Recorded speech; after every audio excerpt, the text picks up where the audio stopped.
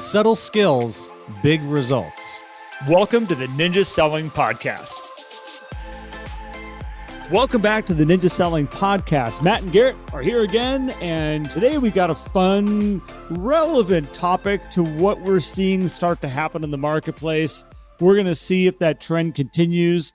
We got a little bit. What's our time frame between recording right now and going live?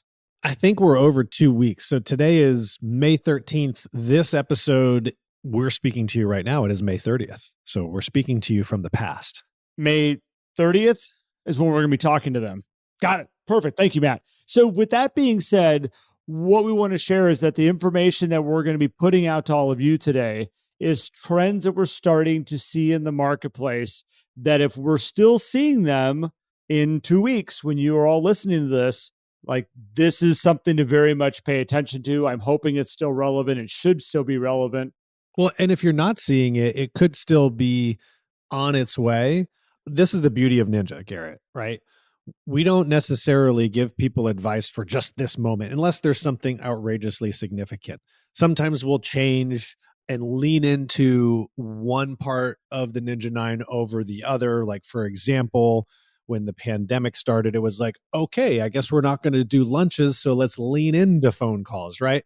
But we're not going to be bringing anything that's like, oh, well, this isn't relevant. This is always relevant, all of this stuff. So real quick, before we get started, if you are new and joining us, go check us out on Facebook in the Ninja Selling Podcast group on Facebook. We'd love to have you there. We have an amazing group, definitely over 8,000 people in there now. Amazed. I checked it out over like a 28-day time period. We had like 5,000 people active in that group. So there's a lot of activity going on there every day. So go check that out. Be a part of the community if you're interested in things like that. We'll talk more about installations and coaching at the end of this. We'll throw that out to you. So right now, let's jump into this topic, Matt, because I'm excited about it. One of the things we talk about in Ninja is the lily pads in the pond. I know if for anybody who has been to an installation knows this, I'm going to share it with you real quick, just so everybody kind of understands what we're talking about when we say the lily pads in the pond. There is a pond that Larry Kendall talks about and the instructors talk about that is in Colorado. And this pond has lily pads that start to grow and fill this pond every single year. Points of the year, it has no lily pads in it. And then all of a sudden, these lily pads start to show up and it starts to fill the pond with lily pads. The lily pads in the pond double every single day.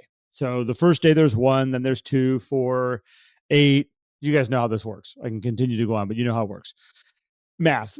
So, but what happens is what we know is on the 30th day, the pond is completely full of lily pads. So if we work backwards, on the 29th day, it's half full. On the 28th day, it's a quarter full.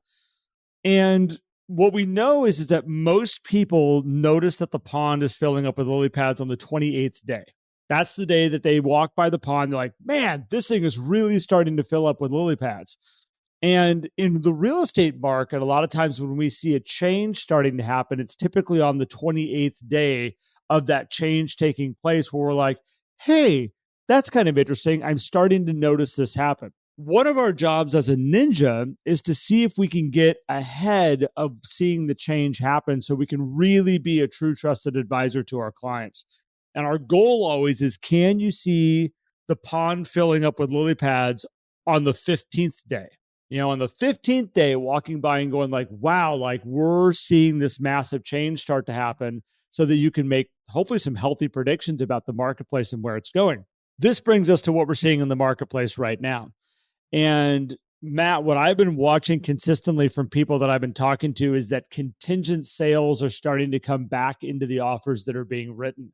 And this is going to change the game a little bit, because if you look back, and I'll be curious to let you jump in on this just in 2 seconds, but if you look back at the last 2 years, those deals have been taken off the table. Anybody who would write a contingent offer, you'd be like, a contingent offer on selling their house. Yeah, we're not going that route. We're going to go this one over here, which left a lot of homeowners sitting around saying, I don't know what to do. We want to buy a house, but we need to sell to be able to buy. We're afraid of being homeless. So do we sell our home first and then we have this risk? Hopefully they rent back. Hopefully they do something different so that I can move on to this next property, where it's really, that's part of a piece that's made this inventory kind of get weird here a little bit where we've just been kind of stuck where all of a sudden I'm hearing about these contingent sales, Matt, and I'm like, oh, this is a potential piece of what we need to free up some inventory in the marketplace, open up some doors here a little bit for people to be a little bit more comfortable. I'm starting to see it.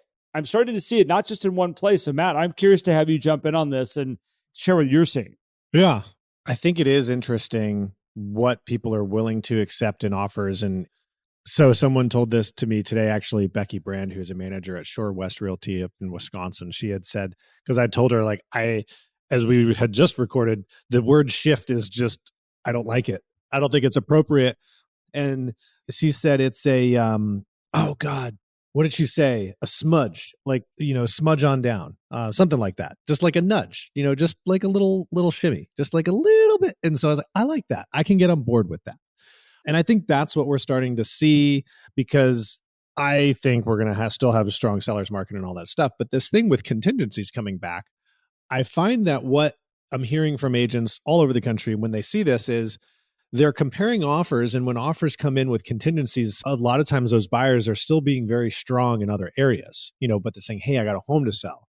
And the comfort of taking a contingency, I think, has changed because the mindset of everybody is, well, if you put a house on the market, it's going to sell. So there's little risk in taking a contingency, because if Garrett's putting an offer on my house and he's the strongest price, he's got really good terms, but he has a contingency, it's like, well, Garrett, where's your house located? What are you listing it for? Is it under contract? It's probably going to sell. So I'm like, okay, I'll take the risk on that.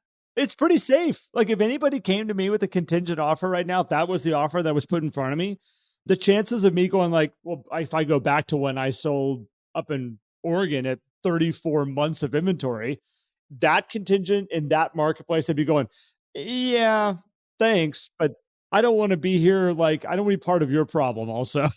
Yeah. I mean, the average months of inventory across the nation is like outrageously low. The average days on market is still outrageously low. Now, I will say this. You mentioned that this could open up inventory. However, it also brings more demand into the pool too, because now these people who are going to sell their house, but the good thing that what this does is it opens up marketplaces. Russell Smith sent me an article. He's a great agent in Louisville. And he sent me this article, and man, this thing is so detailed. We'll put a link to it in the show notes because it's fantastic. It goes through all this data about, is there really a housing shortage, all this stuff. And the answer ultimately was yes, for all these different, many, many, many reasons.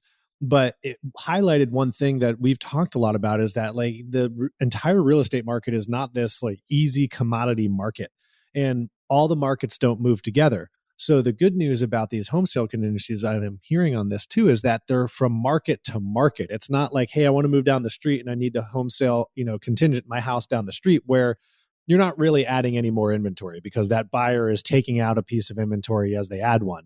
But if somebody leaves a market for another market, you've just opened up a piece of inventory in the market that's being left, and you're taking away a piece of inventory in the market you're going into. So that's a long way of saying, yes, we're opening up inventory, but sometimes we're not. However, it's still an indication that there's a new group of people that are coming around, which highlights the expectation setting that we talked about before. So important, because we have to be on our game. The new agents who have, hadn't had to deal with contingencies for a while, they're like, oh, we shouldn't do that stuff. It's like, well, be open-minded to this, because we want to negotiate to the best that we possibly can for our buyers and sellers here. Well, it's interesting because also, like, if I look back to when I was a real estate agent selling in Oregon, if somebody came to me and said, well, I have an offer we want to write, but it's contingent on selling our home in Charleston, that would be way larger red flags than, as you just said, with the one down the street. Like, we have a home across town, because I can't put my hands on it. I can't drive by it. I can't see it. But in this kind of consistent low inventory, fast kind of sales marketplace that we've been in, I would take the one contingent in Charleston right now. If I could get a sense of what that property is through photos and what that would be, and, send me a couple comps of what it looks like of other homes, like, I think I'd be really comfortable saying, yeah, that's a route we should take. It's really interesting the pace that the marketplace is running consistently across the United States still. It's not like we have these pocket markets where one's doing really well, one's kind of all over the place. I mean, I haven't looked at the FHFA numbers here in just a little bit. Usually I'm pretty on top of them, but as far as I can tell, like everywhere is having pretty good appreciation. Everything is moving pretty strong.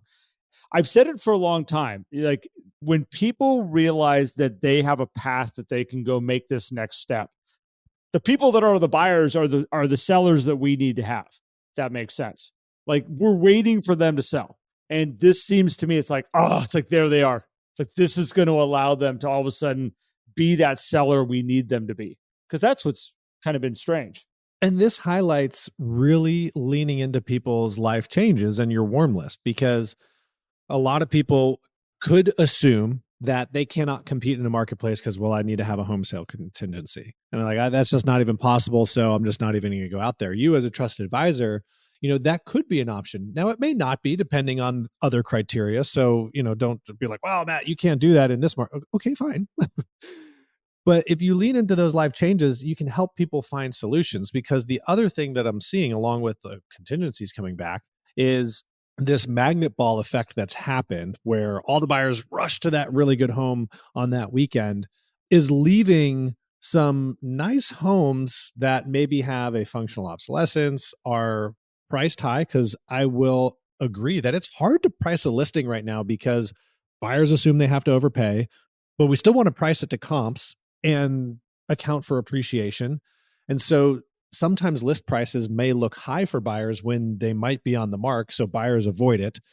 So if you're an agent, the opportunity is, if there's a property that's still on the market after the first weekend, like go see that. Don't let that one go by the wayside, because when buyers say, oh, maybe, we didn't get this one, so we have to wait for new inventory to come on the market. And for listing agents, be patient. If the property's on the market for a week, 2 weeks, I mean, unless obviously it is overpriced and there's other things going on with it, let the buyers come back around, because they're just too busy playing magnet ball to see that one at the moment. And I'm seeing that happen a lot too, Garrett. Well, you talked about going back into your warm list right now. And that's where I think when you talk about on the 15th day, being able to see the change that's happening in the pond, this is your opportunity to go sit down with everybody who's in your warm list, everybody who's in your hot list also, the people that have said, I want to buy, but we need to be able to sell first. And then we're stuck in this conundrum. This is the time to sit down with them and saying, okay, we're seeing some changes happen in the marketplace. We are actually in a marketplace that I might be able to help you move forward with having your home you still need to sell. I know you've seen it's been confusing and it's been scary, and you've been unsure about what the path are that we're going to be able to take in this. I now have an option that's starting to open up here if you want to like entertain it. You just need to start to open up the conversations with them, because buyers love to buy, but they won't buy if they're confused. And this marketplace has been super confusing for buyers out there. It's been easy for them to be like, I don't get it. I'm not having fun. I'm going to sit back on the sidelines here for a little bit. We'll come back at this in a little bit. And this is your chance to kind of open up that opportunities, open up the conversations, open up these people that I think, if you can show them a path, show them an opportunity here, I have a feeling they're going to be like, let's do this. Because they've been sitting. A lot of people have been sitting for a long time on some life changes. Yeah. You had mentioned in a prior episode about the interest rates pushing out buyers that weren't real buyers in the marketplace to begin with. And I think this is something to pay attention to, because that means the buyers that are left are serious, right? The new buyers that come in are going to be committed. A new buyer who decides today, hey, I want to get into that game, is going in with full awareness that buying power has shifted. They're going into this, I said shift. They're going into this with full awareness that appreciation has happened. And that's going to be a very serious buyer. So if you are going into that warm list and people are starting to have that conversation, they likely are going to be very strong competitors to find the home that they really want and do the right thing for themselves. So I think that's a great thing for agents. Another thing that I've heard is the agents that are out there that are writing some of these offers that are winning are all the pros. The agents that have been in the industry for a while, that are well respected, done very well. Not saying that new agents can't do this as well. You definitely can. But it makes sense, right? Because they have systems in place. They're like market, I forget the word she said. I wish I could remember it right now. The market smudges or smushes or nudges or whatever it is, don't phase them. Right? Oh, I just got my Ninja process. I just run this. We're good. We got clarity. Like, let's rock. Oh, we got new types of offers. We're negotiating a little bit differently again. Okay, great. No problem. We can handle that. Well, and I think you, Matt, you bring up like the experienced agents to the rookie agents. And I think that the real reason, I mean, when you look at the experienced agents right now that are out there, you're just seeing so much more. You're writing way more offers. You are active in so many more of these different pieces. So you can work with it better. You can bob and weave and adjust faster than somebody who hasn't written an offer in a month and all of a sudden you're bringing one to the table. You just have a different element there. Yeah, I mean, it's going to be interesting to watch what happens with the marketplace. Matt, I think, and again, the big thing that why we're bringing this up today is that we work with so many people in so many different marketplaces around the United States. And when we start to see trends start to happen, when certain things start to show up, it's like, that's something we need to pay attention to. And it's been a while since somebody has brought to me like, oh yeah, we got an offer on a property and we accepted it and it's contingent on them selling their house. When I first heard that a couple of weeks ago, I was like, whoa. Yeah. And I've heard it several times since you brought it up to me.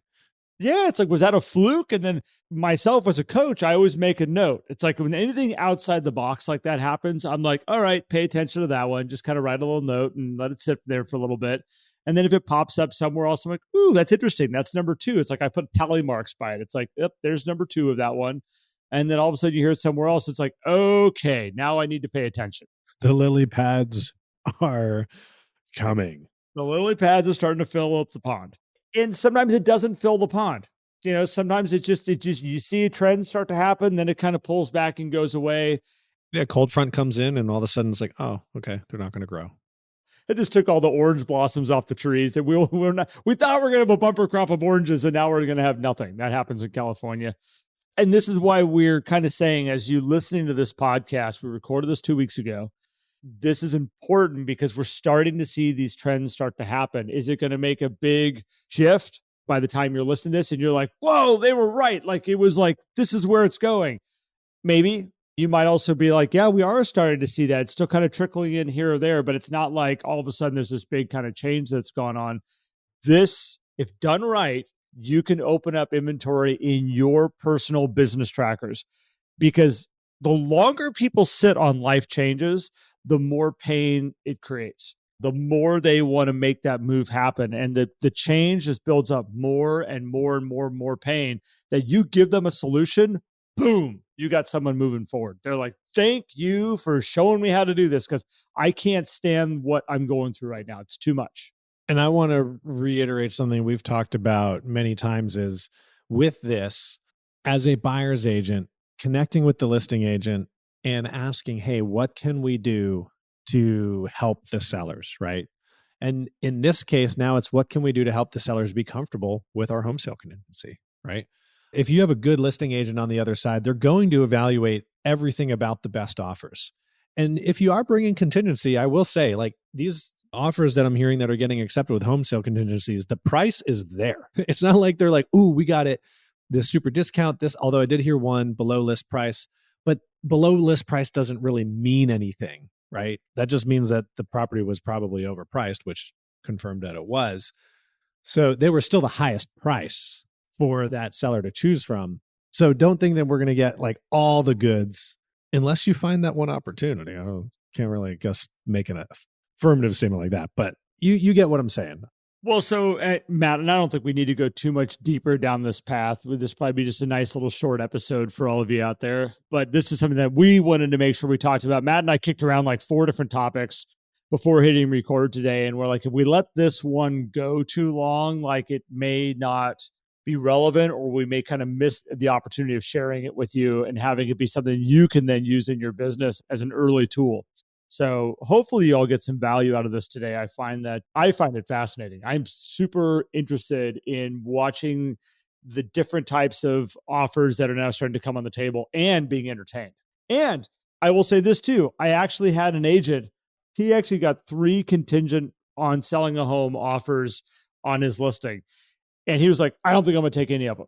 And I was like, that's probably not a good idea. Like, don't blow them all out of the water. I'm like, just because you haven't seen them for 2 years doesn't mean they're bad offers. Well, yeah, like let's go explore that. What is that home sale contingency? learn about it. This is just stuff you should be doing as a good negotiator anyway. I think some people have gotten a little lazy with their negotiations over the past couple of years because the offers have just been so darn good, so darn clean that it has made it easy to negotiate. Don't be lazy with your negotiation. The hardest part has been the amount of them for listing agents. It's not like all these difficult ones you got to figure out or one really difficult one. It's a whole bunch of really nice offers and you're just trying to figure out like, how do I wade my way through all of these? It's been very different situation. Yeah, no doubt. Well, I think that concludes the quote prediction of the lily pads. So we'll have some fun with this one on May 30th when y'all are listening to it. So share with us too. I mean, the podcast community is a great place for y'all to test your thoughts. Garrett, a common question that I get on almost every coaching call is, what are you seeing across the country? Because people are curious. Well, over 8,000 people in there, facebook.com/groups/the Ninja Selling Podcast. Y'all have a perspective. Feel free to share it in there. You know, if you want to make a post saying, hey, here's what I'm seeing in my market, use this post to don't everybody all of a sudden make 100 different posts. You can use one post and create comments below it and have a discussion. I think that would be cool. Then you guys can see exactly what's going on elsewhere and collaborate a little bit and whatnot. You'll also find out you're not that different, all of you. Yeah, exactly. It's like, it's not just here. And if you guys are curious to learn more about ninja selling, of course, head over to ninjaselling.com. Public installations are happening. Go to ninjaselling.com, click the calendar, find one, get in one. It's an amazing experience for one. Two, you get deep dive into everything. You guys just listened to the 2 episodes we had with Larry going into the ninja path and how it all begins with that. So go check that out. And if you want to explore coaching, if you click on maintain habits, Ninja Coaching's under there, and you can find more about what we do with coaching and all the great, amazing coaches that we have. Yeah, I think that covers all the instructional material right there, Garrett. Sweet. I think we're good. Matt, I want to say thanks to you. Appreciate all of you for paying attention and jumping in with us today, as always. And until the next time, we'll see you then. Thanks, everybody. Have an amazing day. If you enjoyed today's episode and would like more, visit us at theninjasellingpodcast.com. There you will also find links for more information about ninja selling and coaching. Have an incredible day.